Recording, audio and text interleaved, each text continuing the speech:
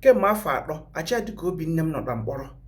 kemgbe afọ atọ 3 years na Achiadika Obinne nọkọ prison. Olekwana ihe o mere ọwụ anwa agbọbịa eji enwe ashima bịara kpọrọ ya kpọma ya phone. Baby, I no get where this day. Make I come stay with you, spend the night with you. Eji mana chọm ụzọ ya eji obi ebere ihe na-enwere kpa weda ari eshi uye doga nwekwa nọkpa ahụ ji emeka ya ukwu utu anụ ọrịa ya cha ma bịa nwa m takataka no ya kpọrọ nwa akịrị kpọba onyiyo akịrị anọrọ na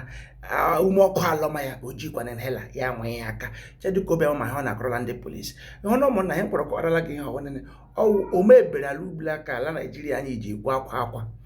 anyị ngo megharị onye kọrọla gị ya na omebere ji ekwu akwa ọkwa baby come now bros ya come spend the night with me now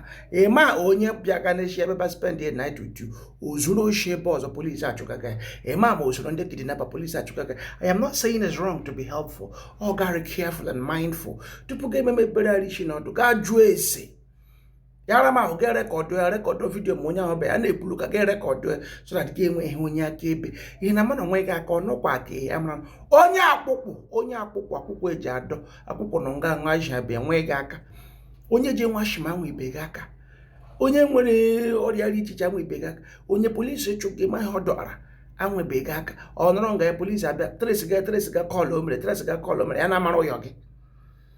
ihe erie gị agị na nwebe mesplash true to God aga makpa ihe mere no aga ma dị onye ahụ ebere gị mege ndị uwe ojii jikwala nọ na as you help it. I'm not against you helping like I said. Very careful and mindful na record that conversation and for the game video ma ya necessary so that game ihe aka ebe adịkwa ama shi aga makwa ihe ejokwu Achiadika Obinne m ka na mkpọrọ